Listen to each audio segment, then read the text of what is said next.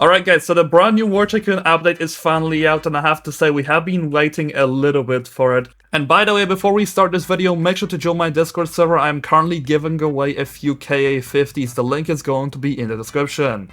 But yeah, today I will be going over everything which was actually added. So firstly, the number one vehicle which was actually added in this brand new update, which has been heavily requested by the community, is the B1-B Lancer. This is a supersonic variable sweep wing bomber. It's gonna be having a health of 2000, a speed of 300, 16 bombs, 8 cluster bombs, flares, and an ejection seat. With this, its vehicle stats are going to be 5 bars out of speed, 4 bars out of health, and 4 out of firepower, and its part requirement is going to be exactly 11 parts, which is actually quite a lot, so I do expect this thing to be pretty dang powerful. Now with this, it's also going to be a tier 2 operation, and in order to unlock it, you have to destroy 60 enemy ground vehicles and destroy 30 enemy vehicles using any plane using the bombs. Now let's go ahead and actually spawn this thing in. This is the type of vehicle which I've been waiting to use in this game for such a long time, but here we have it. This vehicle is going to be armed with 3 sets of flares. I believe they're going to be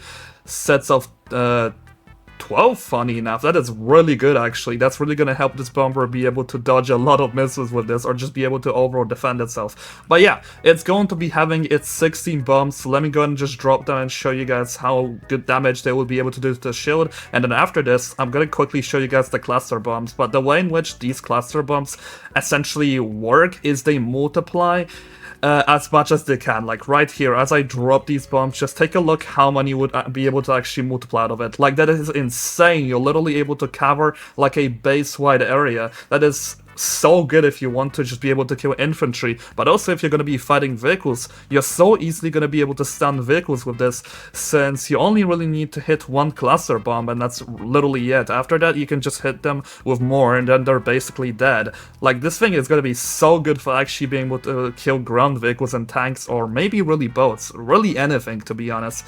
But yeah, I am really excited to be using this bomber, and I'll make sure to have a video out on how powerful this thing actually is. Now with this, the next vehicle which was actually added in this brand new update is the KA50 Block Shark, which is available on the daily spin for only, I believe, 1.5% chance.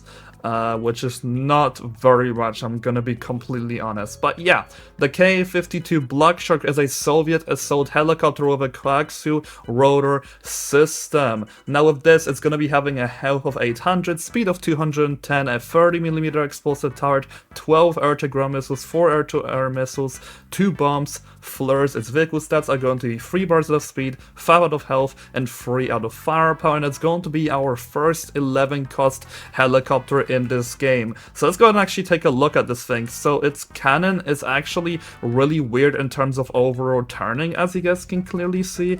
Like, you cannot just turn it everywhere.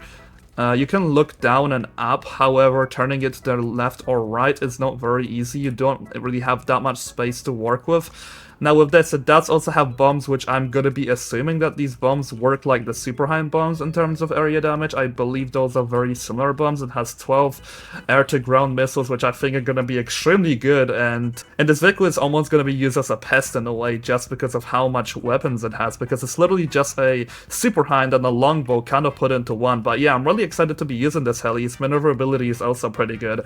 I very much appreciate this heli made by the devs. I just hope that it's not gonna end up being too overpowered, so I hope that the balancing on it is actually gonna end up being pretty good. But anyway, with this, they have also added one more feature which I can also really appreciate, and that's basically going to be called the mobile armory. Okay, so there it is. It's just going to be attached to the box or on the left right here. Now you could click loadouts. You can literally equip your loadout mid-combat. I really do love this quite a lot, because I know a lot of people don't really like going to their base to keep on getting their loadout. However, now you can just do this with the vehicle if you're really in need of it. I think this is a great addition overall.